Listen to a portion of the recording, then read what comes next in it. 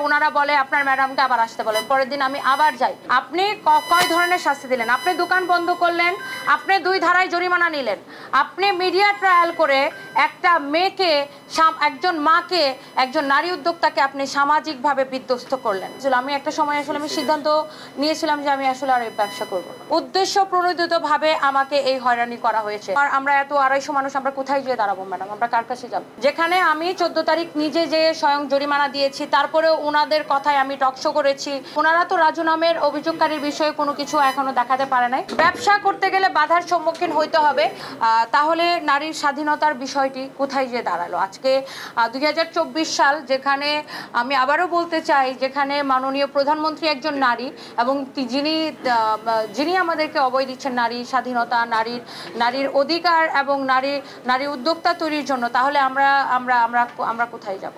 Talk show বা আলোচনা যেখানে ওনাদের জব্বার মণ্ডল ছিলেন, ওনাদের ডিজি মহোদয় ছিলেন, আমার অভিযোগকারী ছিলেন, আমি ছিলাম।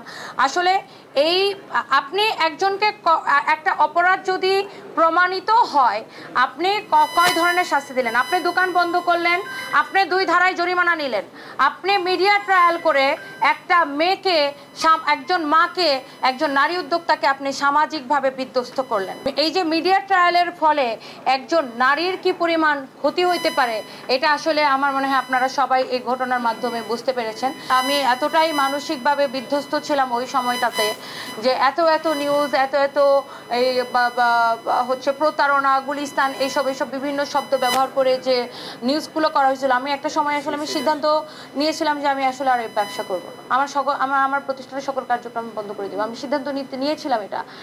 পরবর্তী সময় আমার স্টাফরা আসলে আমাকে এত রিকোয়েস্ট করে, ওরা আমাকে মেন্টালি অনেক সাপোর্ট দেয় যে ম্যাডাম আপনি আমরা এত 250 মানুষ আমরা কোথায় গিয়ে দাঁড়াবো ম্যাডাম? আমরা কার কাছে যাব? আমি আপনাকে একটা কথা বলতে চাই, সেটা হচ্ছে পোশাককে কি পোশাক পরবে, পোশাক হচ্ছে ব্যক্তি স্বাধীনতা। আপনি শার্ট প্যান্ট পরবেন, এটা আপনার ব্যক্তি স্বাধীনতা। কে কি পোশাক পরবে, একটা ব্যক্তি কি পোশাক পরবে, সেটা তার ব্যক্তিগত স্বাধীনতা। সো আমি কি পোশাক পরবো সেটা একান্তই আমার হচ্ছে ব্যক্তিগত স্বাধীনতা, এবং জিনিসটা আমার মনে হয় না যে এটা এরকম অপ্রাসঙ্গিক মন্তব্য কোনো নারীকে নিয়ে করা উচিত। সামাজিক যোগাযোগ মাধ্যমে বুলিং করে আমার ব্যক্তিগত কারণগুলা নিয়ে, বা যারা বুলিং করে, শুধু আমাকে না, আমার মনে হয় যত নারী সোশ্যাল মিডিয়াতে আছে প্রত্যেকটা নারীকে কোনো না কোনোভাবে বুলিং করা হয় সামাজিক যোগাযোগ মাধ্যমে।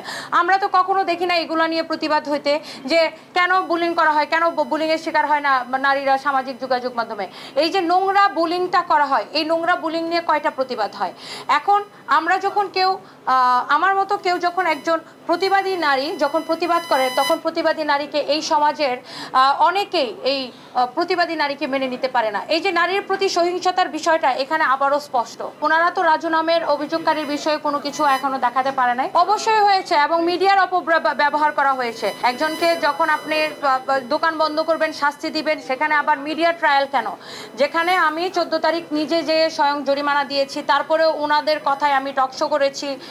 ওনারা আশ্বস্ত করেছিলেন পরের দিন দোকান খুলে দিবে। পরের দিন আমার ম্যানেজার যাওয়ার পরে ওনারা বলে আপনার ম্যাডামকে আবার আসতে বলেন, পরের দিন আমি আবার যাই। পরের দিন আমাকে সারাটা দিন বসায় রাখা হয় সেখানে। তারপরে সন্ধ্যার সময় তারা বিভিন্ন কথা বলে, তারা হচ্ছে বিভিন্ন বাহানা দিয়ে আমাকে ঘুরাইতে থাকে, এবং তারপরের দিন আমার ম্যানেজার আবার যায়, আমার ম্যানেজারকে দিয়ে জোর করে মিডিয়ার সামনে কথা বলানো হয়। তাহলে এই যে মিডিয়া ট্রায়ালটা কেন?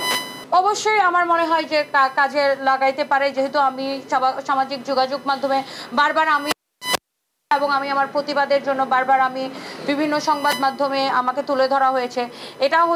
এটা অবশ্যই হতে পারে, এবং আমার কাছে মনে হয় এখানে কোনো একটা উদ্দেশ্য প্রণোদিতভাবে আমাকে এই হয়রানি করা হয়েছে। ব্যবসা করতে গেলে বাধার সম্মুখীন হইতে হবে, কিন্তু সেই বাধাকে বাংলাদেশের সরকারের আইন অনুযায়ী এবং বাংলাদেশের বিচার ব্যবস্থার যে পরিমাণ স্বচ্ছ, যে কোনো নারী উদ্যোক্তা যদি হয়রানির শিকার হয়, সে যদি মহামান্য আদালতের কাছে যায়, আমি মনে করি যে নারী উদ্যোক্তা ন্যায় বিচার পাবে।